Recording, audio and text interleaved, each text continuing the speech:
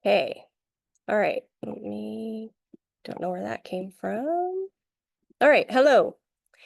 Welcome, everyone. We are going to be covering the RPA. This is going to be a several week process because it's a very long document.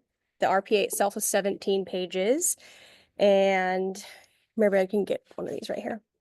There are a lot of coinciding documents that go together with it.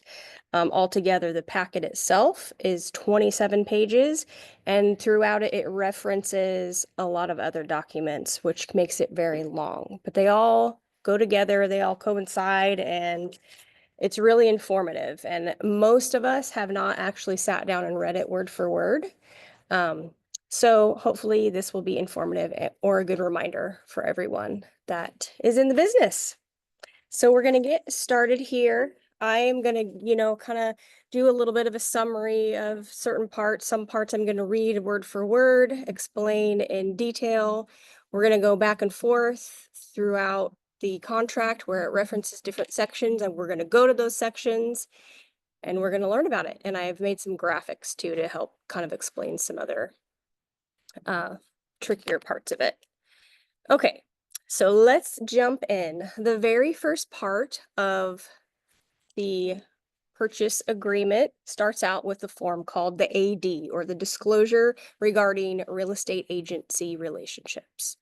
This form is also the first form in the listing agreement, and it's also the first form in the buyer representation broker agreement. So apparently it is a very important form. It establishes and lets the clients know what our agency relationship is. So it's the same exact form in all of those. So it's talking to the seller, it's talking to the buyer, it's talking to the agents. And basically, this is what I'm going to summarize. I'm going to concentrate on the buyer agent section since we're talking about the purchase agreement today. So buyer agent, a buyer's agent can, with a buyer's consent, agree to act as agent for the buyer only. This includes a buyer's agent under a buyer broker representation agreement with the buyer. In these situations, the agent is not the seller's agent. Even if by agreement, the agent may receive compensation for services rendered either in full or in part from the seller. Okay, so that's explaining again.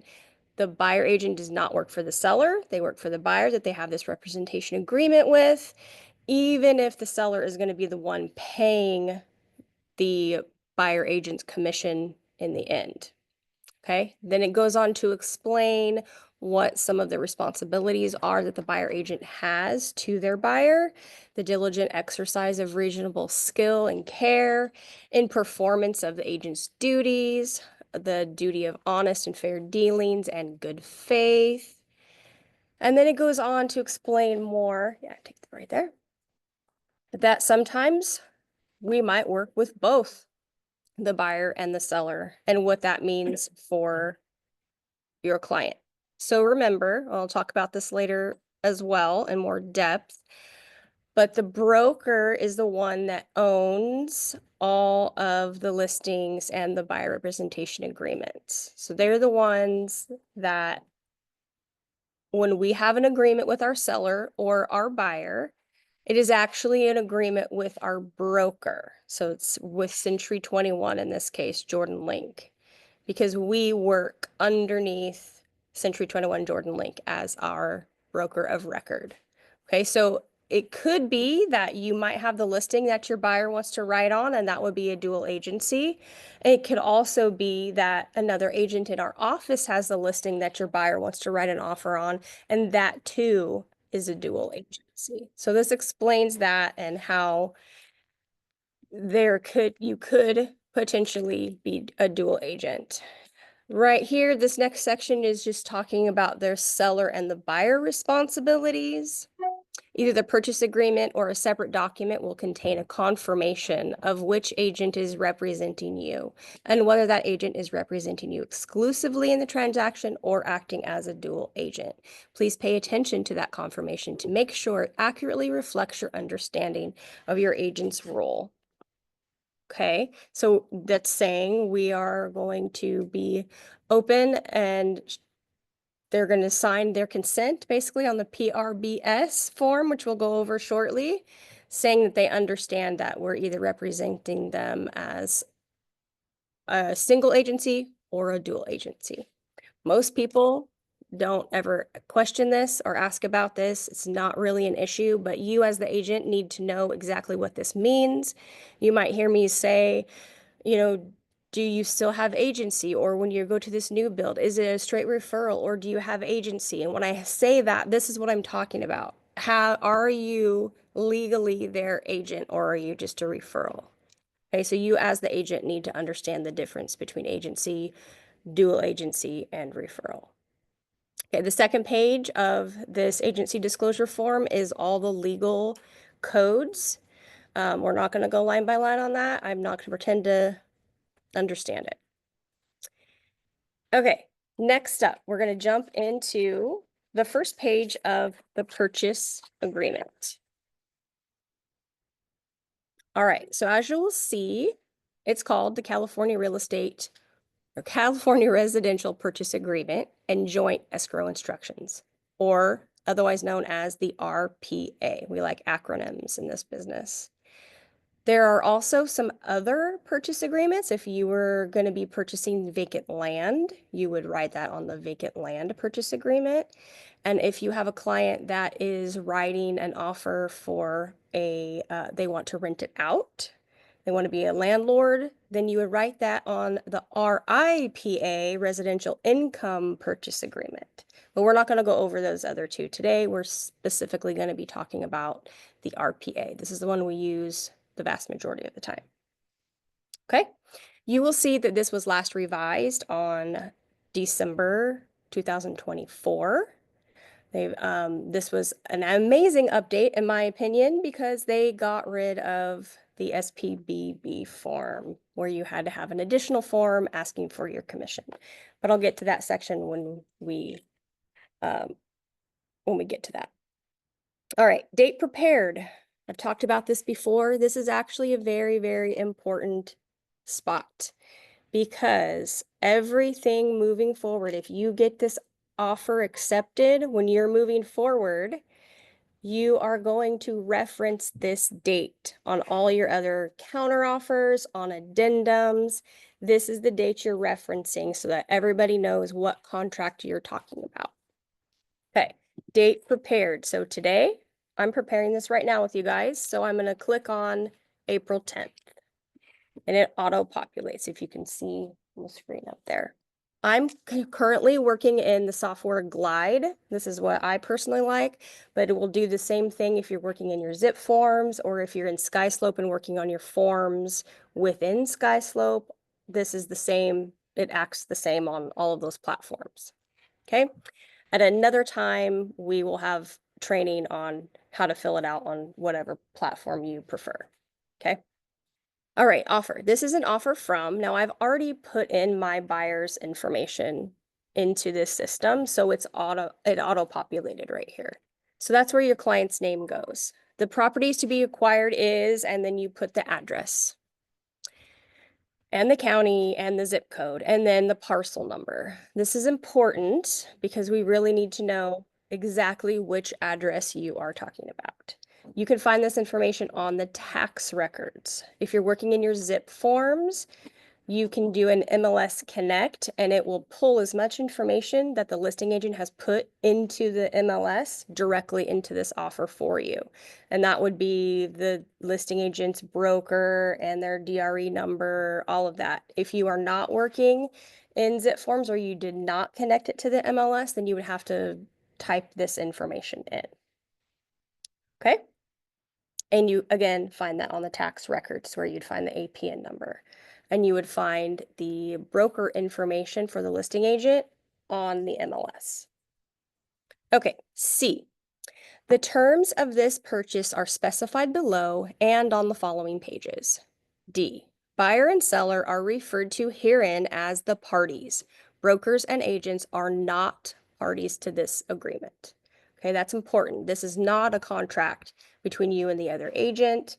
You are doing the negotiating on behalf of your clients, but it is not a contract between you and another agent. It is solely between the seller and the buyers. Okay? Any questions on that? No. All right. Number 2, agency. Disclosure. The parties each acknowledge receipt of a disclosure regarding real estate agency relationship, CAR Form AD. That's the form I just went over. That's the very first form in this packet. So yes, they have seen it, and hopefully you've explained to them really quickly what it means. Buyer's agent is not legally required to give the seller's agent the AD form signed by the buyer. Okay, most people skip over that or don't remember it or really don't care because this is a 27-page packet and you get it all signed and you just send it off to the listing agent. There's nothing wrong with that, but if for whatever reason, you don't actually have to give them that AD form. Okay, it says right there. And then the seller side does not have to give you the AD form that their seller has signed when they sign their listing agreement. Okay, it's not required. I have seen some brokers ask it for their compliance. If you're on the selling side and you don't want to give them your AD, you just say, sorry, it's not legally required. Please use this email in your compliance. And you have every right to do that. It's usually not a big deal to send it though. Okay. B, confirmation. The following agency relationships are hereby confirmed for this transaction. Okay, so this property obviously is a made up one for this purpose. It's 123 contract class is the address we're writing an offer on, right? So the seller's broker, she's from ABC Realty, and I made up her number, and her name is Linda Listing Agent, and I just put that there as her name, and I also just made up a number for her DRE number. But I want to draw attention to this section right underneath where it says brokerage's firm. Is the broker of, check one, the seller or both the buyer and the seller? So this is asking you to confirm the agency that we just talked about in the AD form. Is this listing agent working only for the seller or are they working for the seller and the buyer? So let's pretend that Linda Listing is a Century 21 agent. So it would say Century 21 for her brokerage, and then my brokerage is obviously a Century 21. So in that case, even though Linda and I are not the same person, we still have a dual agency because remember, Century 21 is actually the one that owns the listing and the buyer broker representation agreement. So if that was the case, we would mark this box right here that we are both the buyer and the seller as a dual agent. But in this case, ABC Realty is not the same as Century 21, so she represents the seller only, and I represent the buyer only. Okay, so that's how you clear up that section. A lot of times this section is missed. The boxes are not checked. Maybe you don't know what it means and you forget. Well, you're going to have to do an addendum to this on a form called agency confirmation. Okay, so it's going to cause you more headache. So just ask somebody if you're unsure or make sure double check that you have this checked. Okay. All right. C, more than one brokerage represents seller or buyer. See additional broker acknowledgement, CAR Form ABA. We're not going to go over the ABA today, but basically this just says, let's say you're really good friends with an agent that is in a different brokerage than us, or more than likely you have a buyer that you're really good friends with, but is also really good friends with this other agent and they want to work with both of you. There is a way you can do that, and you would use the form additional broker acknowledgement. Okay, and you work together, you would split the commission, blah, blah, blah. The other thing to do there would be to do a referral and not have to do all of the paperwork twice, because you're both going to have to have a file, whatnot. But again, ask me if a situation comes up like this and we'll figure out how to go through it. Okay. All right. D, potentially competing buyers and sellers. The parties each acknowledge receipt of the possible representation of more than one buyer or seller. Disclosure and consent form. It's the CAR form PRBS. And guess what? It is part of this 27-page packet. So I want you to go forward in your packet. You're going to pass the RPA's 17 pages. Right after RPA's 17 pages, you're going to come to the buyer inspection advisory. That's 2 more pages. And then right after that form is the PRBS. Okay, so the PRBS, this is what I was saying. We're going to jump around a bit when we go through this because when it references a document or if references another paragraph, we're going to jump forward and see why and what it means. Okay, PRBS.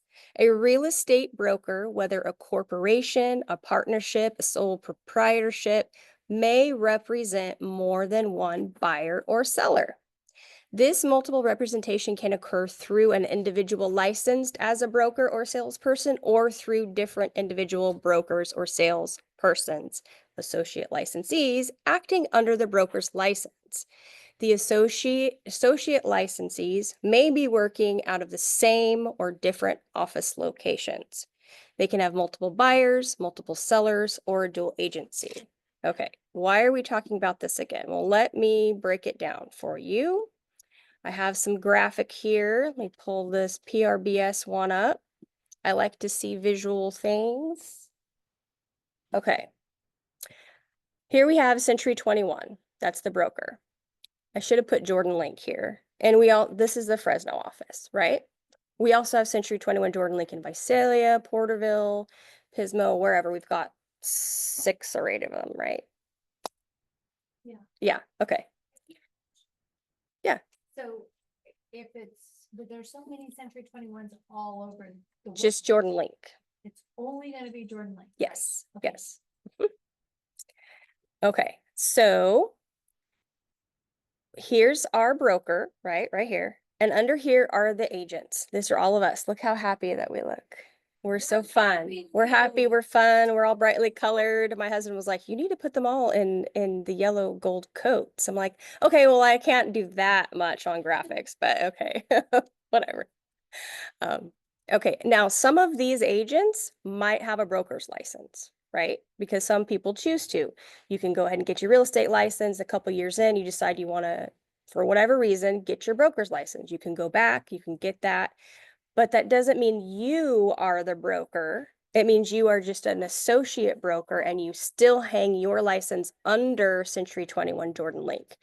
Because for whatever reason, you don't want to go out on your own. You don't want to take on the liability that comes with being the broker of record. Okay, so when the PRBS was talking about broker associates and blah, blah, blah, that it gets all confusing, but really what it means is that either a real estate agent or a broker associate, which is an agent who has their broker license, still choose to hang their license underneath Century 21 Jordan Link or wherever they have decided. Okay, so that's what it's talking about when there's multiple agents. Now you can see underneath the agents here, we have multiple buyers and sellers. So this guy right here, we'll call him Jamie. He's got 5 people right now with his little arrows. This lady's got 3. Okay, some are sellers, some are buyers. So some point in time, people have sellers, buyers, maybe are confused about how this works. And they think, well, my house is the only one that should be for sale. And they got mad and said, hey, this guy has a house for sale and this guy has a house and this guy has a house and there's all these buyers and all the buyers like this guy's house better. I think that you are only pushing this guy's house, maybe because it's priced more or whatever, and they get mad. And so the PRBS is explaining that the broker's responsibility is to market everybody's listings equally throughout their brokerages, and it's available to all the buyers, whether the buyers are within Century 21 or without. Everybody that has an MLS, those agents, it's just equal around anyone else. Now, we want to say the reason no one wants your house sellers because it's 20 grand over value and smells like cat pee, but we can't say that. So we have this PRBS form explaining that yes, we have multiple sellers, we have multiple buyers, but everybody has access to view your house, Mr. Seller. On the flip side, we say to the buyer, yeah, we're giving everybody equal opportunity to look at all of the houses and other houses that are not within our brokerage. And again, we might end up having a dual agency. You might, Mr. Buyer, want to write an offer on this seller's house. And even though they're different agents, it's still a dual agency because it's under Century 21 Jordan Lake. Okay, so that is basically all the PRBS is saying in a lot of words. One thing I wanted to point out right here at the bottom, offers are not necessarily confidential. Okay, this is a question I get sometimes with newer agents or having a listing and they know, oh, I have this one offer and someone's calling asking like, can I tell them what the offer is? So let's see what it says about that. Buyers advise that seller or listing agent may disclose the existence, the terms, or conditions of buyer's offer unless all parties and their agent have signed a written confidentiality agreement. Okay, so there's a non-disclosure form, a confidentiality form. I do not remember what it's called off the top of my head.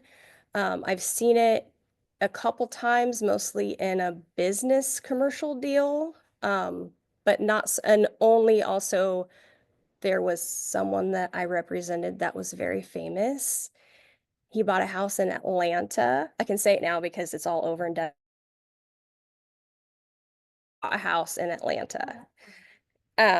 So it was one of my just weird, coincidence how people or whatever. So she used to be married to an attorney in LA.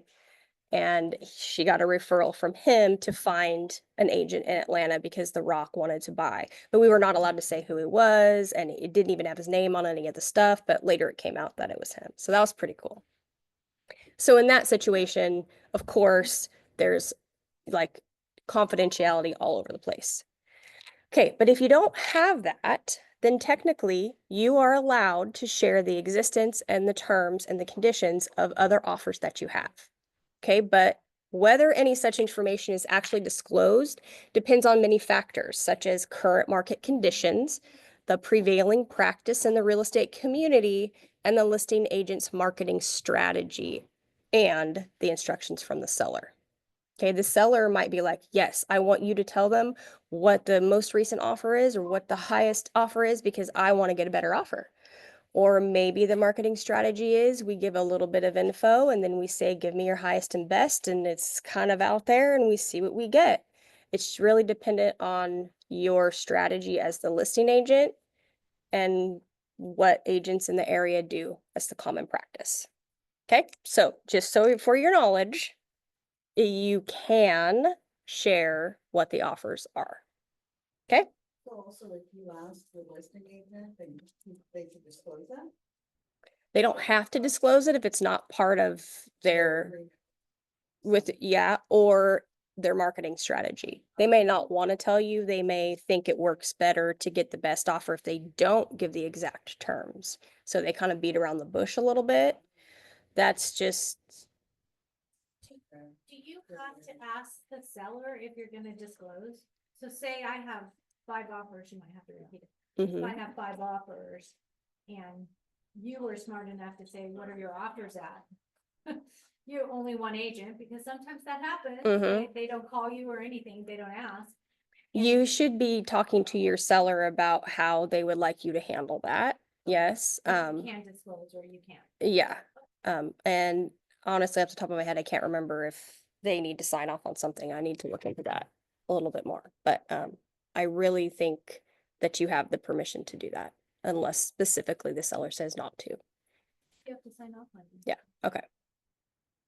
Okay. Any questions about the PRBS? Nope. Okay. Then we are going to go back up to where we were, page 1 of the RPA. Might get seasick here if you're on Zoom looking at my screen. Okay, here we go.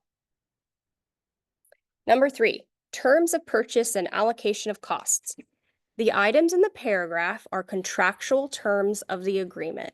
Referenced paragraphs provide further explanation. This form is 17 pages. The parties are advised to read all 17 pages.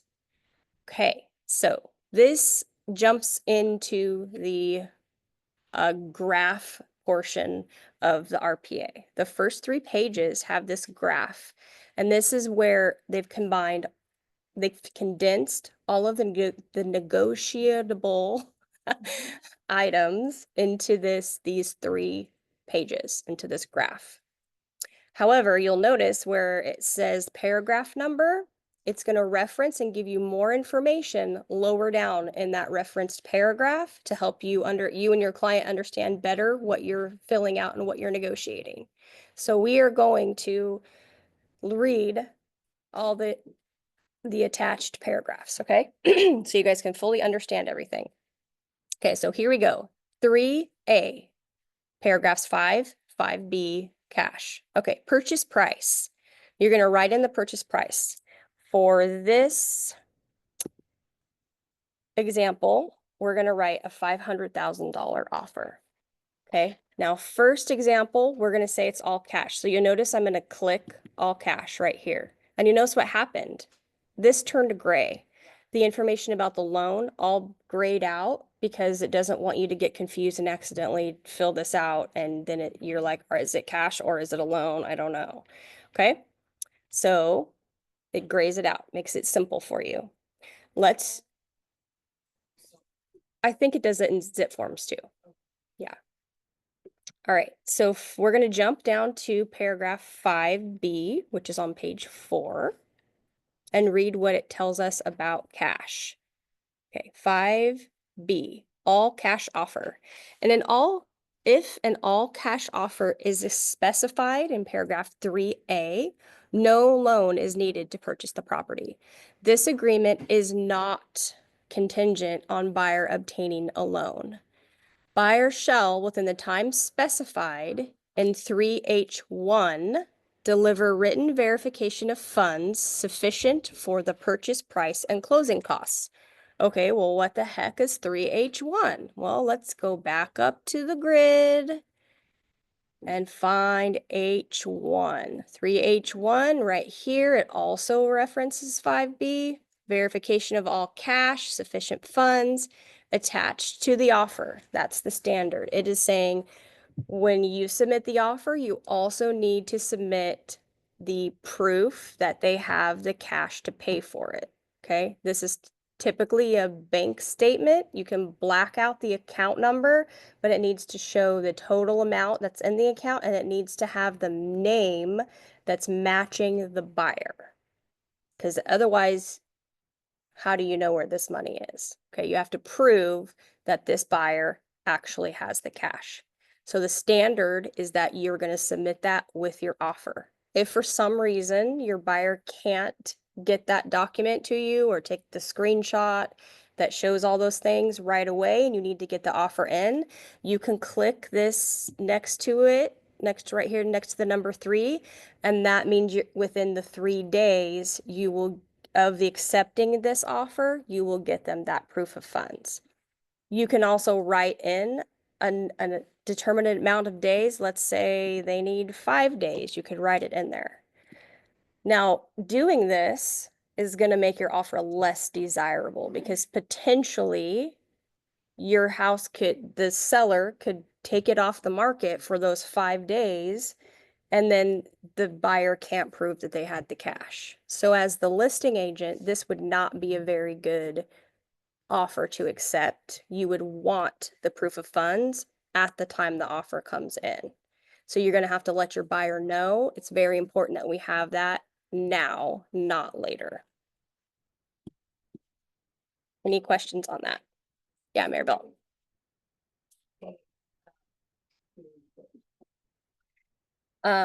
then I have seen submitted an estimated net sheet showing that amount from a title company.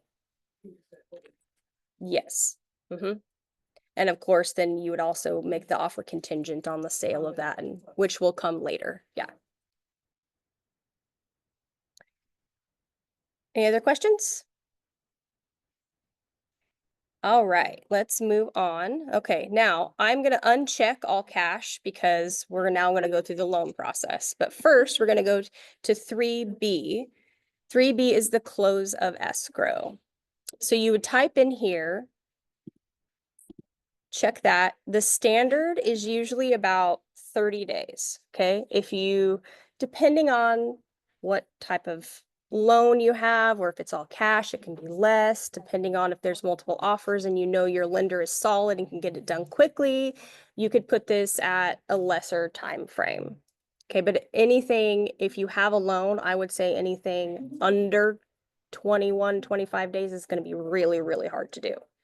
Okay, so with a loan, it's typically 30 days for escrow. However, it can be longer. Let's say you've talked to the listing agent and they say that, they would like a longer escrow and your buyer's okay with that. You could put 45 days here. You could put 60 days here. Or you can actually click this and write in an actual date that you want it to close. Now, keep in mind, it needs to be a long enough time that the lender has time to get everything done that they need to do. But if it's cash, I've seen it 5 to 7 days later, just depending on the situation. Okay? All right, so for these purposes, I'm just going to put 30 days. All right, 3C. 33A, we're going to check that in a second. Expiration of offer. The standard is 3 calendar days after all buyers' signatures. Okay, so this is something we need to really pay attention to. This one is based off the buyer's signature. Okay, a lot of other timelines are based off of delivery, but this one specifically says buyer signature. As soon as the last buyer has signed, that 3 days starts ticking. So you want to get this offer over to that listing agent as soon as possible. Let's see what 33A says. 33A is on page 14, I believe, or maybe 15. Scroll down and it's on page 15. Yep. 33A, expiration of offer. This offer shall be deemed revoked and the deposit, if any, shall be returned to buyer unless the date and time specified in paragraph 3C, that's what we just read, the offer is signed by seller and a copy of the signed offer is delivered to buyer or buyer's authorized agent. Okay, what? All right, let's break this down. In 3C, we have the standard, which is the 3 days after the buyer signs. Okay, so the buyer signs, you shoot it over to the listing agent. Within 3 calendar days, it will be deemed revoked and no longer valid offer if the seller does not accept it or counter you back within that time frame. Accept it means they sign it, sellers sign it, the agents sign it, and they deliver it back to the buyer. So there's the difference. There's the delivered word. The seller might sign it, but if you don't know, you don't know until it's delivered into the buyer agent's email. Okay, so what happens if it's day 3.5 or day 5 and the seller was just taking a while to get back to you? Technically, it's deemed revoked. However, most listing agents will write you a counter offer with maybe different terms, or maybe they just took too long. So they're going to write the expiration of this offer is extended to, and then they'd put a date or something like that. Don't do that. Like. And they just go ahead and sign it. Then technically your TC or your very smart agent is going to say, we need an addendum extending the expiration date. So I think a lot of people don't do that. Mm-hmm. Is that a liability through the whole thing? Because could somebody just pull out even after their contingency? I've never seen it happen, Yeah, but I mean, if things got squirrely, technically. you're not. technically, yeah. Interesting. Thank you. All right, and then in bold here, it says seller has no obligation to respond to an offer made. Okay, that's important. There is a spot on the RPA for the seller to reject the offer. It's just an initial stating it was presented this date and time, and the seller has rejected it, but they absolutely don't have to give you that. Okay, so a no response is a no, and it will expire and the offer will just be done. There's also a spot that they have to initial saying it was presented at a date and time. So if you have a feeling that they didn't present that offer, you can ask for that to be signed and sent back to you. Can you ask for it to be signed by the seller, or because it says in the contract that an agent can do that? Yeah, you probably would get it from the agent. Yeah. Okay. Yeah. Thank you. Yeah, there are shady Yeah, people that would out have been a there. good thing to change, yes, compared to the buyer's contract. Yes, I agree. It should be that the seller has to initial that. All right, back to page 1. Okay, so you can also change the time of the expiration. So the standard is the 3 calendar days, but you could check here and you can put in a date. You could say 24 hours, you could say 5 days, you could say 2 days. It just depends on your strategy. If sometimes they shorten it because, you know, it is a hot house and you think you have a really good offer and they've said we're waiting until, you know, this date to review offers and you actually want to try to push yours through. Some people have done that. They put that as a shorter expiration time to try to force the seller to respond. Does it work? I don't know. Sometimes, sometimes not. It's a gamble. Okay. Next one, 3D1, initial deposit amount. So you will notice right here, I have it blank so far, and there is a 0.00 already standard in this percentage. And then it says, percentage number above is for calculation purposes and is not a contractual term. Okay, does anybody know why?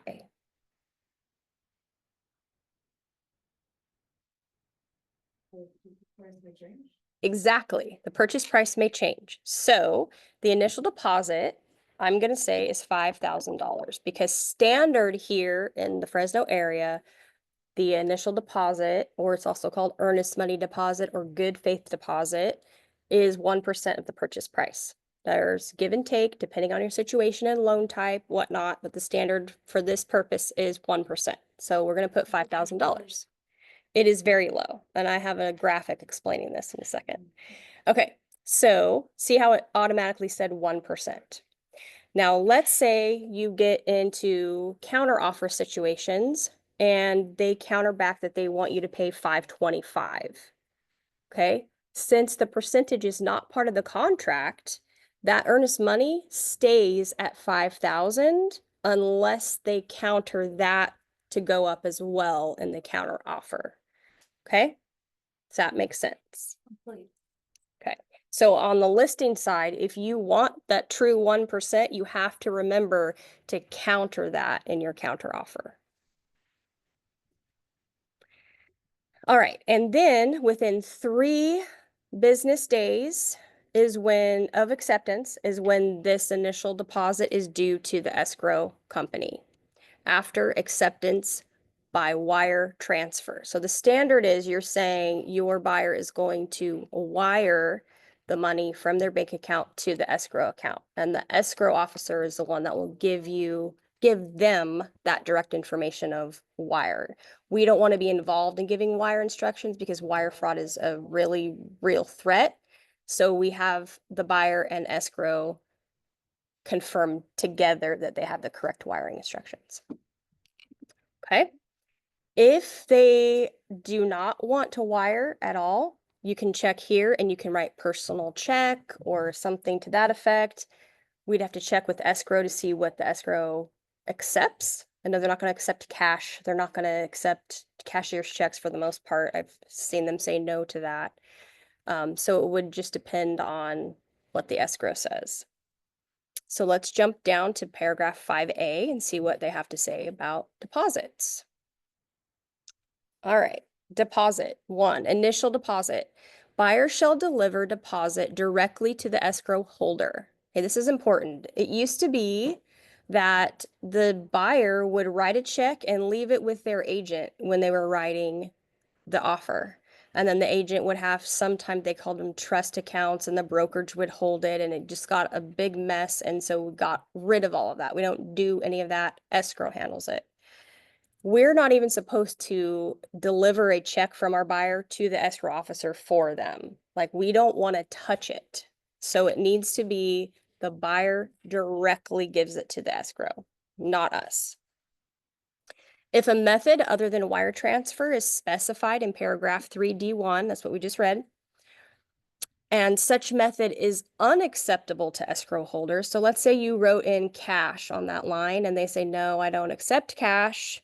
Then upon notice from escrow holder, delivery shall be by wire transfer. Okay, honestly, everybody wants the earnest money to get to escrow. So we're all going to work together to find a suitable way to get it there. So I've never seen anybody like black and white, it's got to be wire transfer and they're holding you to this. I think they just have run into issues. So they put a black and white thing of get it wired and be done with it. But in reality, we're all going to work together to get the money to escrow. Okay, it's not something to get it all upset about. All right, number A2, retention of deposit, paragraph 26. If initialed by all parties or otherwise incorporated into this agreement, specifies a remedy for buyer's default. Okay, so a couple things here. The initial deposit is the amount that your buyer is putting into escrow early to tell the seller that they are serious about purchasing this house, and they are going to do their due diligence to make sure that they're getting everything done in a timely fashion to purchase the house. There are certain contingencies in place that protect this money for your buyer. We'll go over those in tons of depth later. But really, the whole point of contingencies and this liquidated damages that we're going to read here in a second is all concerning that initial deposit amount. Okay, so that's what we're arguing over. That's the contingencies are for, to protect that money. All right, you notice that it says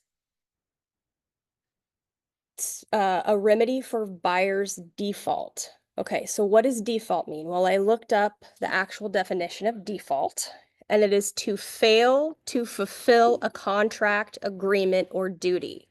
So if they're within their inspection contingency and they can't come to an agreement on repairs and the buyer wants to back out, that is not a default. They have the right to do that.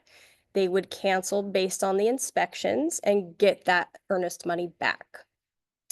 If they go through the process and they end up not qualifying for the loan they thought that they could get, that is not a default as well, as long as you still have that contingency in place.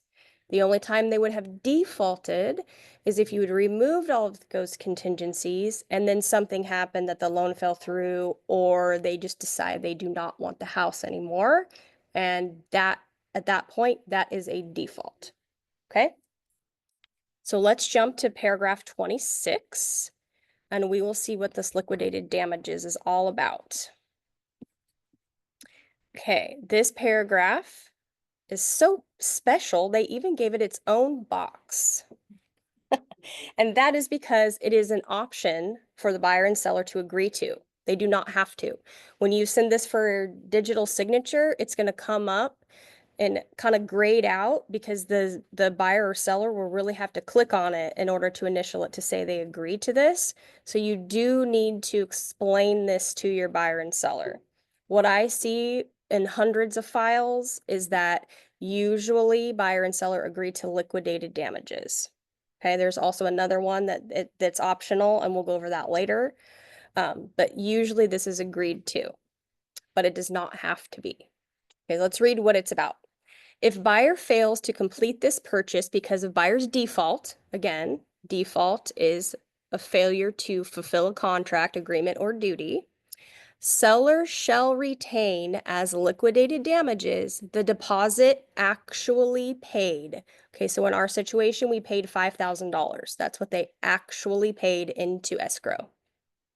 If the property is a dwelling with no more than 4 units, one of which buyer intends to occupy, it's very important, then the amount retained shall be no more than 3% of the purchase price.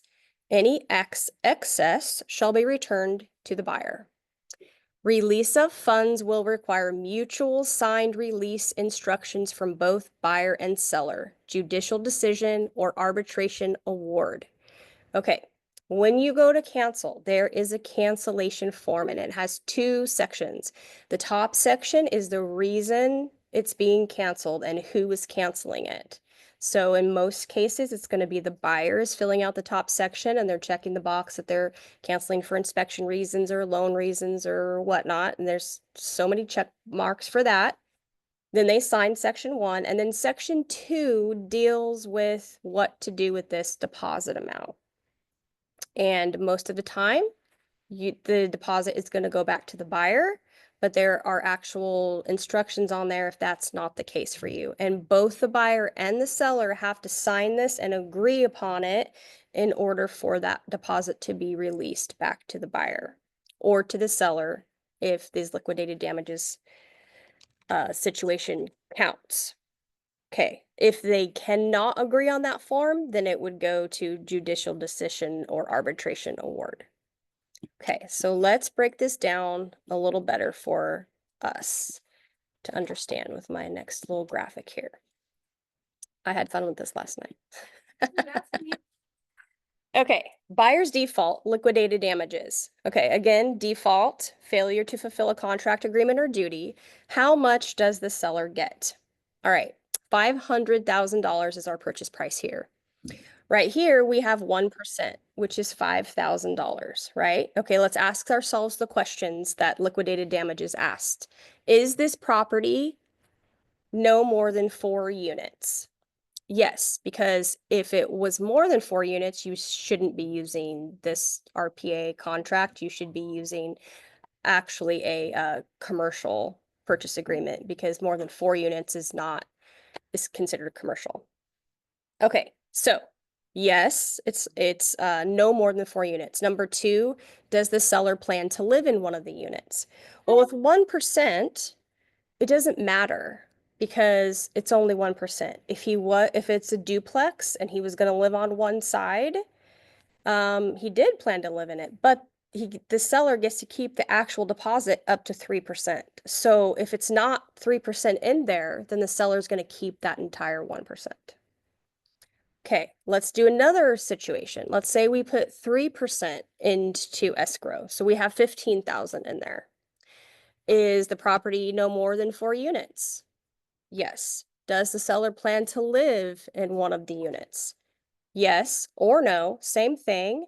It is still only 3% was the actual deposit. So the seller gets to keep all of that $15,000.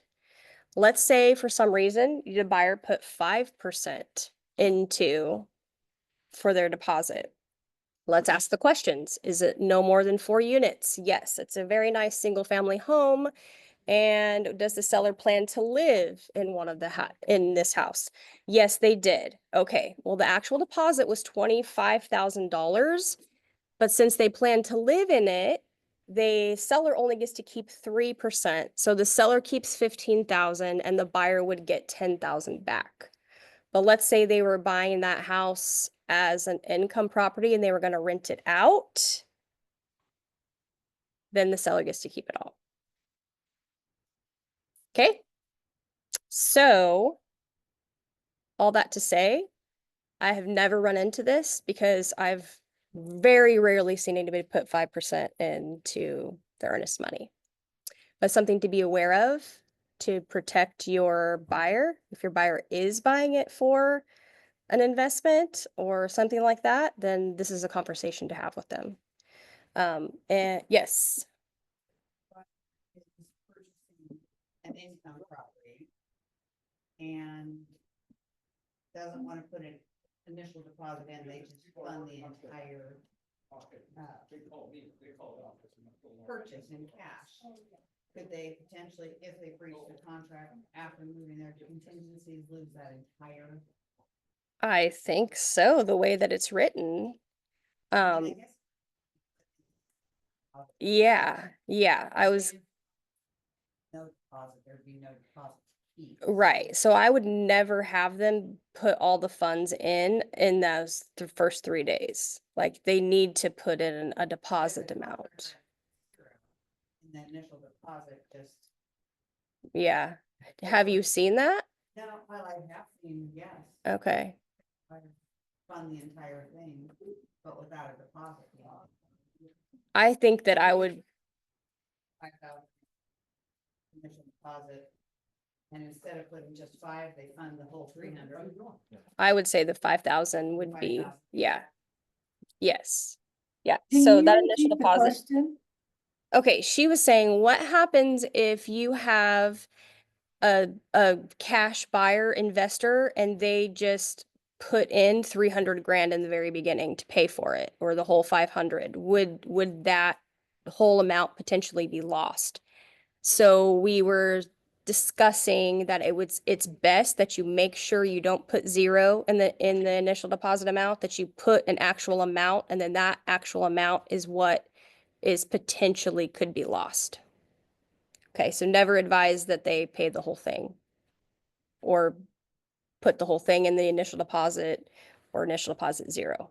Okay, so make sure you're looking out for your buyer in that respect. There could be situations where the seller's demanding that you put 5% down in the initial deposit.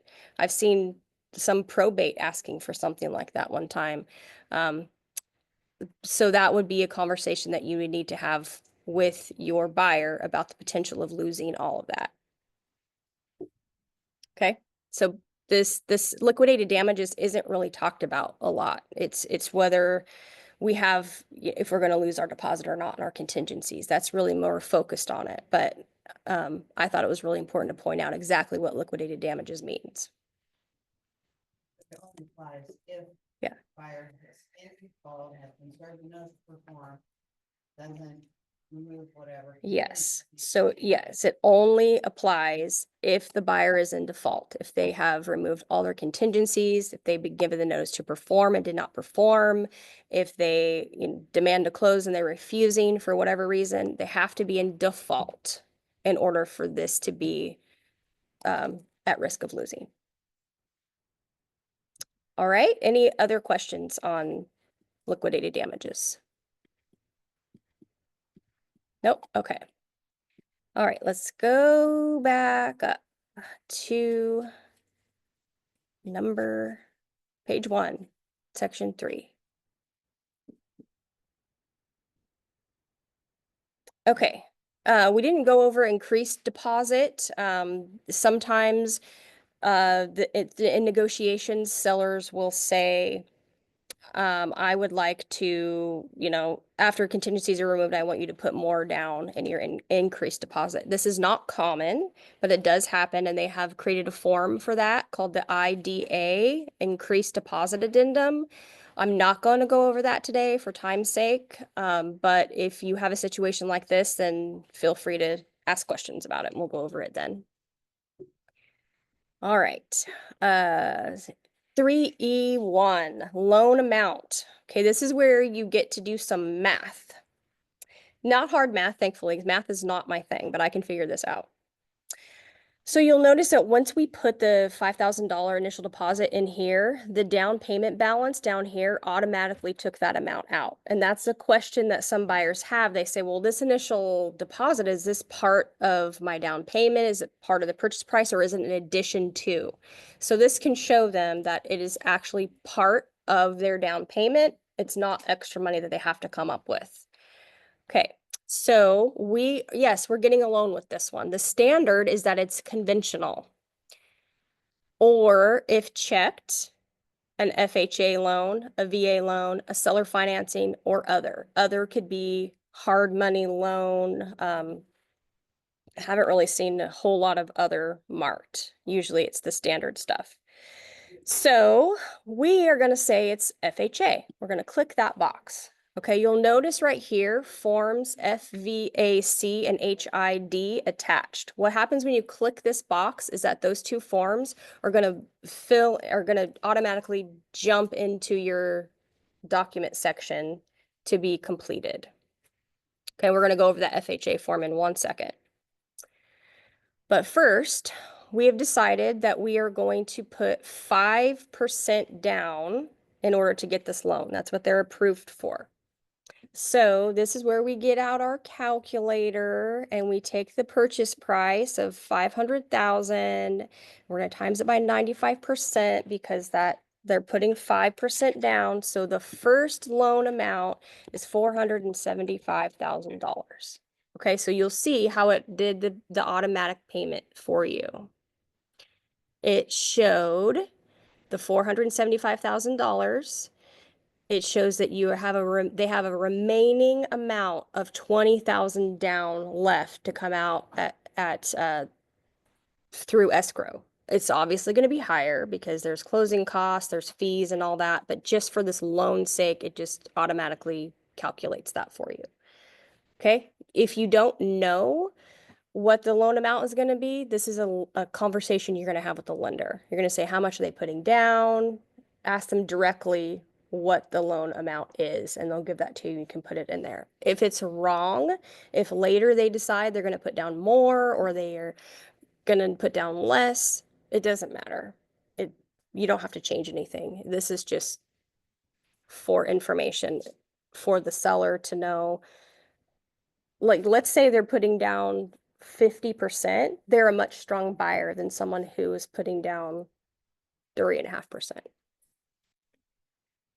Okay, let's see, where was I? Okay, interest rate, fixed rate or check if it's an initial adjustable rate. Again, this is all questions that you're going to get from the lender.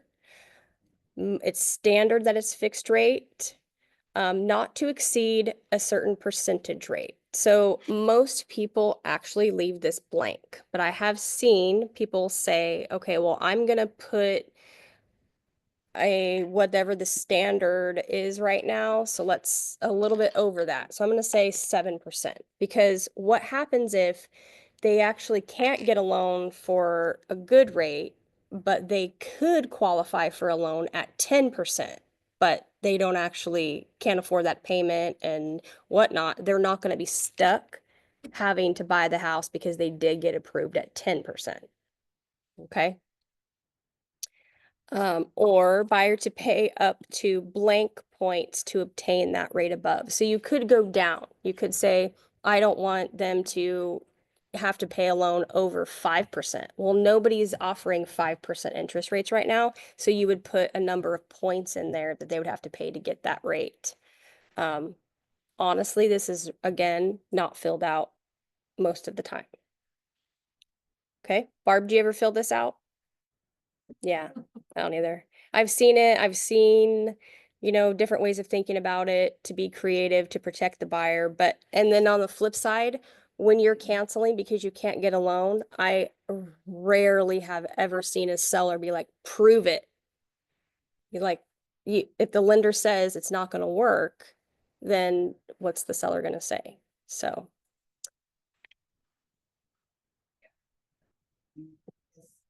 Yeah, I mean, if they're gonna pay 2 points to get 5%, they have to have the money for that. Right. along with the rest of their total cost. right. Sellers approve it. Yeah.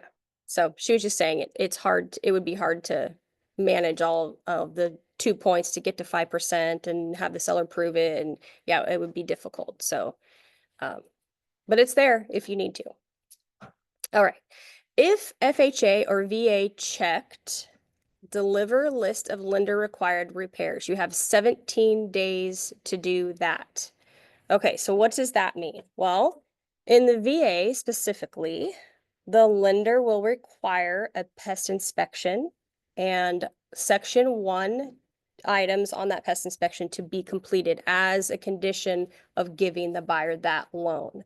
Sometimes they require section 2 as well. Okay, so everybody knows this and they know to expect that there could possibly be things that have to be done in order for this loan to work out.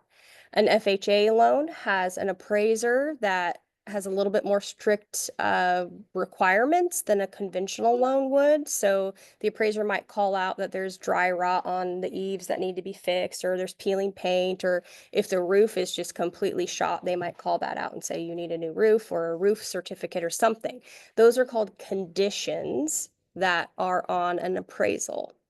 So they have written it right into here that you've got 17 days to give this list over to the seller of the requirements that are being required by the lender. Okay, let's read about that because it doesn't necessarily have to be the seller that pays for it. So let's skip over to 5C1. And okay, here we go. Loan. First loan. This loan will provide for conventional financing. Again, it's standard as conventional unless you mark FHA, VA, seller financing, or other. Additional financed amount. If an additional financed amount is specified in paragraph E3E2, that amount will provide for conditional financing unless, again, you check one of those boxes.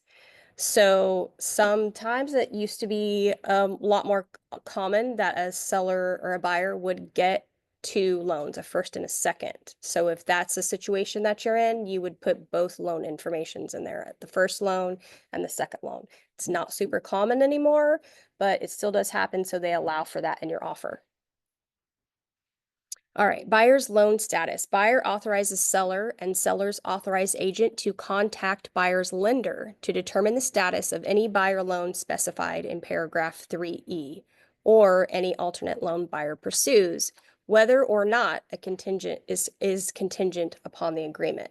Okay, so right there, gives you permission. The listing agent has permission to contact the buyer's lender to get an update on it. I've seen it in counteroffers where a listing agent will say the buyer gives the listing agent or the seller the right to contact the lender. They don't need to do that. They probably had run into somebody who didn't want them to talk to the lender, but they actually have the right in the offer to contact the lender and get status updates on the buyer's situation, even if it's not contingent upon, even if there's no loan contingency. Okay. Does that make sense? Yes. Yes. Additional financing. So say for instance, you're using a down payment assistance program, Okay. would that be that scenario? Or is that? She's asking if the down payment assistant program would be an additional finance terms. And I don't know, other than if it's going to be set up with the lending program, that it is maybe a second uh a second on the house. Like I don't know, some of them are grants, some of them would actually be a second mortgage. I think it would just depend on the specific program, and I think the lender would be the one to ask that if you needed to write it into the offer or not. It's just, that I've been running into problems where, and now I know, because that if you don't ask the lender if they're doing down payment assistance, Mhm. they don't tell you. They don't tell you as the buyer's agent? Okay. To verify, hey, do you have the funds to close? Do you have blah, blah, blah? And then they never mention that. Okay. They're not utilizing some type of Okay. financing. She's saying that the as a listing agent, it's not being information given to her that it is a down payment assistance program. So she's curious if the agent should have written it into the offer. Again, I think it just depends on that situation and that program. And maybe that's just a question that when you're calling the lender, you need to remember to ask if it's a down payment assistance. I think as a listing agent, absolutely should be on there. You don't wanna be blindsided with, they lost funding or they're out of money and all of a sudden you don't have. True. You know, and then you're like, but the contract doesn't say that it's contingent on that, you know? So I have that happen and I feel like the sellers need to know, but we don't, Don't always get we told. don't always get told. Mm-hmm. And if it's not on the contract, you don't think about asking. I will from now on always ask, because we just had a horrible situation happen just a few days ago where it wasn't disclosed to me that they were using a program. And then they came back and asked my seller for additional funds, and my seller said no. So in conversation with the lender is when I found out that they were utilizing a down payment program, plus now they're needing $2,000 more. And I said, not gonna come from our pocket. You need to find another gifter, and that's what basically happened. Okay. The Yeah, gifter she ran into a problem with a down payment assistance program that she did not know was in a down payment assistance program when she accepted an offer. So, yeah, it would be nice if you let the listing agent know if that's a situation you're in. Yeah. Okay, where were we?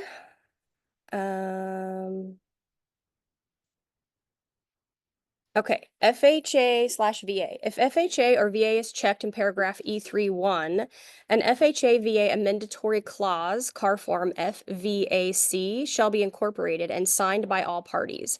Buyer shall, within the time specified in paragraph E3(1), deliver to seller written notice on an RR or an amendment of any lender requirements that buyer requests seller to pay for or otherwise correct.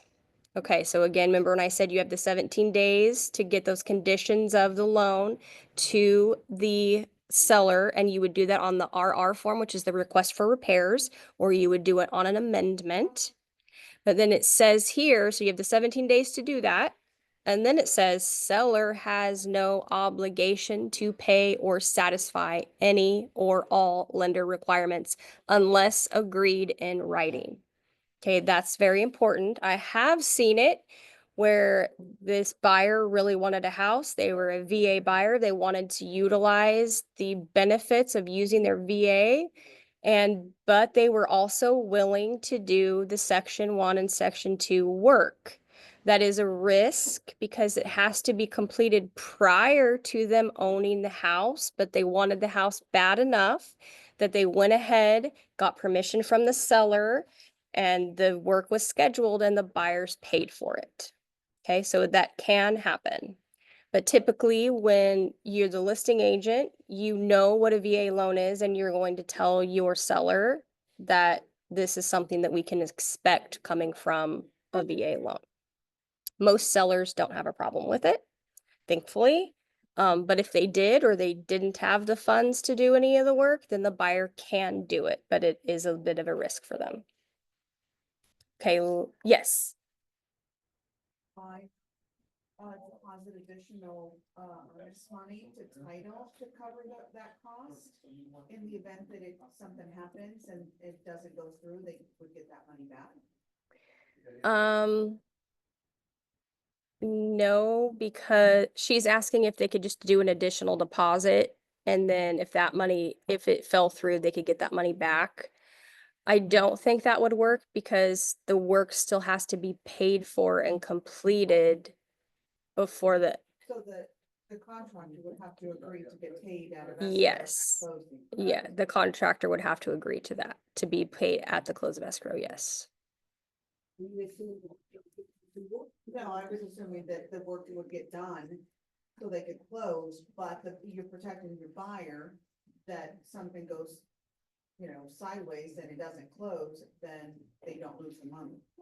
Yes, so I guess that would mean that the the contractor would have to agree to be paid through escrow, and you wouldn't need to do any additional deposit. You would just need to have the buyer deposit, or the buyer, it would just be a buyer fee. They would have to bring more funds to closing. But if it didn't close, then the contractor still needs to get paid. And if the seller didn't agree to it, the buyer's still on the hook for it. Okay. All right, we will stop here. I was gonna go over the FVAC form. Basically, I'll just tell you about it really quick. It's one blank that you fill in, and it is about the appraisal price. I'll pull it up real quick. I'm gonna go fast, just because for next week, I don't want to have to revisit the loan information. Okay, basically FHA and VA are extra protected. Oops, that's not the one. In an appraisal default. Right, this is what it looks like. Right here in this spot, you're gonna write the purchase price of the home, $500,000. If the house does not appraise for $500,000, even if you put an appraisal gap, which is something that we see sometimes, which says something like, if the $500,000, if the house does not appraise, the buyer will put in $5,000 to cover the gap, not to exceed the purchase price. There's creative ways people say these things in order to account for a low appraisal. With an FHA and VA loan, it's basically saying, notwithstanding any of the other things in the contract, I looked up that word too. Basically, it means it does not matter if you have an appraisal gap. If this is an FHA or VA loan and it does not appraise for that amount, the buyer can back out and get their initial deposit back, even if they had agreed to an appraisal gap. They don't have to do it. Okay, so, and then one other thing about the FVAC, if you submit this with your offer at the $500,000 amount and you're getting a counter offer and your new purchase price is $525,000, you have to redo this form because it has to be the actual purchase price. So if you get this all signed and you forgot that it was the old price, I'm going to kick it back to you in SkySlope and say you need to update the price and get it re-signed. Okay, and that is it. We will pick up. Okay. So basically, a FA or a VA, if you do appraisal gap. It doesn't matter. it They can doesn't back go out. up. Yeah. So we need to remember that. You need to as remember an FHA and VA. Yes, yes. And FHA also. Mm-hmm. So only conventional art can really do appraisal gap. Yes. So, And it Yeah. can be held to. and be held to it. That's the thing. Thank Okay, guys, sorry this went long. I really think that we're going to end up making this a 4-parter because that was only the first page. So, But that was great information. It was amazing information. all right. Thank you, guys. Thank you all for showing up here. All right, I will see you next week. Thank you, bye. Bye.